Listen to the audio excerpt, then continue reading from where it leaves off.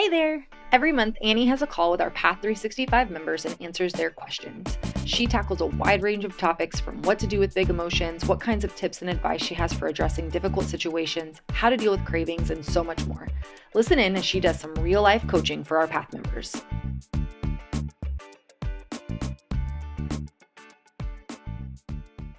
My question for you is, I'm curious to know more about the process you went through to get your This Naked Mind book published. I know you released an online PDF first as a beta test, which got a lot of traction, but I've always wanted to know if you just started writing it without an advance and then got a publisher's attention once the digital PDF picked up stream, or did you have to pitch the idea to publishers first before you even got started? This is a great question. I had a very circuitous way to become an author. I often call it being a bit of an accidental author. So I had sort of my big epiphany for myself when I had spent years and years trying to set rules for myself, trying to, I was looking around my life and I was like, I need to drink less. I didn't really think about stopping drinking. I was definitely much more of the opinion that I just needed to drink less, but I didn't think that it was going to be hard, is the truth. I just thought, I've been drinking more, I can drink less. It shouldn't be hard. I didn't assume that alcohol had its hooks in me in the way it did. So when I decided I was going to drink less, what really kicked off was a very long period in my life of setting rules for myself and breaking those rules. And so those rules would sound like, no drinks till Thursday or Friday night, or I am only going to drink beer because I really like red wine. And if I just drink beer, I'm not going to drink as much of it. Or, I'm only going to drink 2 glasses of wine no matter what. And I'm going to lock the rest of it away. And I could sustain those rules. I could take little breaks. But the problem was that every time I would take those breaks, I would actually feel more miserable than when I was just drinking and waking up hungover and having that sort of regret. I would feel like I was deprived. I would feel like I was missing out. I felt like, what is the point? I literally felt like that. It's embarrassing to admit now that I know what I know and I feel how I feel about alcohol, but I would feel like, what is the point? Literally, what is the point to even life if I feel so sad when I'm not drinking? And so I inevitably, all my rules and all my attempts to drink less resulted in me drinking more.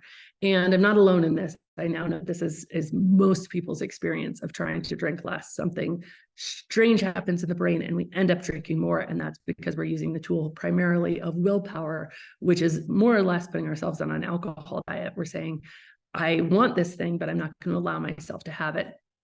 I'm going to pull all of these different tricks and tools out and rules to not let myself have it. But ultimately at the core of it is I want this thing and I'm not letting myself have it, which according to how the brain works, it's just not a good long-term solution. Diets don't last over the long term. That's why, I heard a statistic that the average person was on 8 diets a year or something, because they just don't last. Because when we deprive ourselves of something we really want, it creates a lot of internal pain, a lot of internal conflict. And ultimately we have programmed ourselves more or less that when we're in internal pain and we're in internal conflict, the thing we should do is drink. So I'd been in that experience for a long time. And then one day I was coming back from a very boozy work trip and I was just really confronted with how bad my drinking was. And I had a new question come to my mind, which was why? Why did I used to be able to take it or leave it? And now I can't. Why was it used to be no big deal? And now it feels like if I don't drink, I'm so sad, I'm so upset.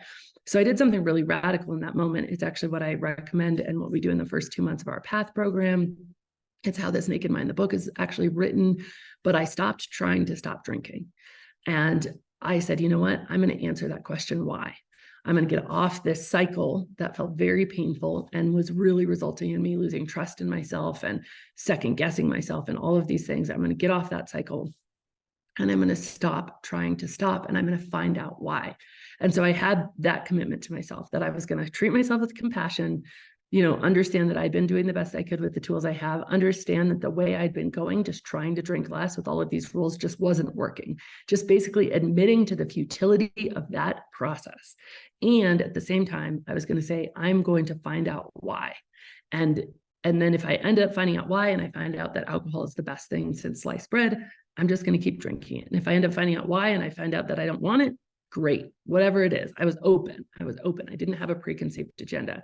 And so This Naked Mind, the book, was actually just all of my research. And it was all of my research about everything that I was learning about alcohol, because what I did is I started with a list of every single reason that I drink.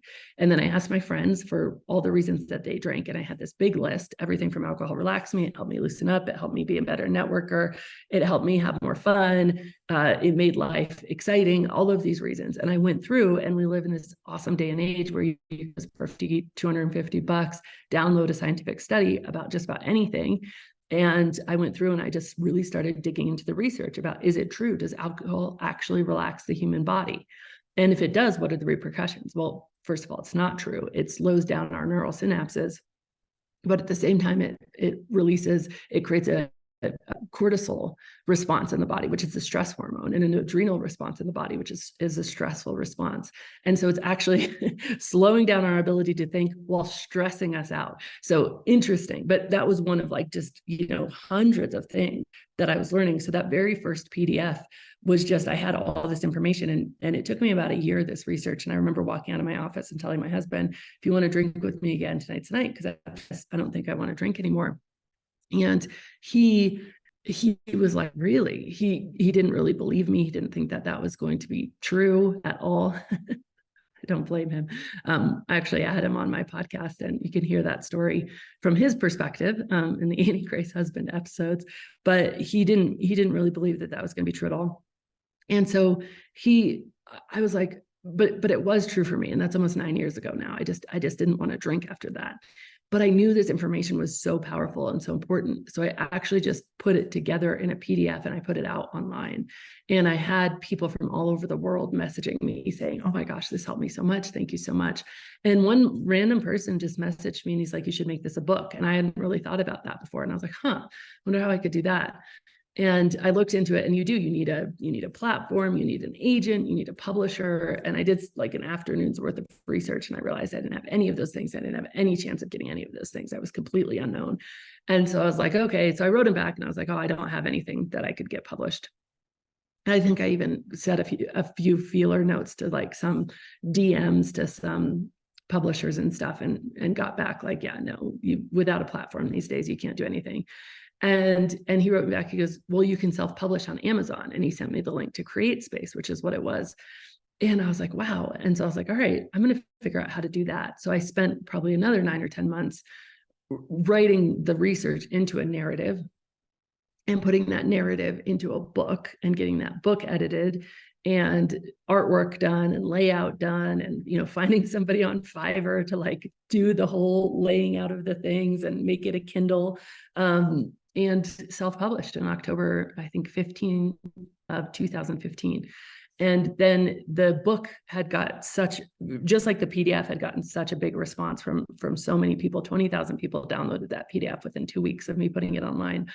It got such a big response that it started selling so many copies that it actually got the attention of traditional publishers. The first traditional publisher to come my way was HarperCollins, and I'm now published with them in the UK. And then it ended up actually going into a bit of an auction with the big 5 top publishers in the US. And then in 2018, This Naked Mind, with pretty much no changes, was published by Penguin Random House. And then The Alcohol Experiment was published by Penguin Random House in 2019. So now I'm a traditionally published author through a very circuitous way. So great question. Thanks so much for asking.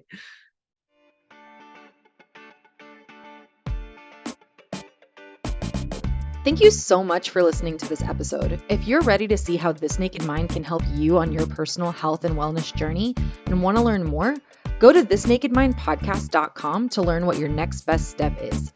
Again, that's thisnakedmindpodcast.com. We have all of our free resources, programs, social links, and more available for you there. Plus, if you have your own naked life story to share, you can submit it there as well.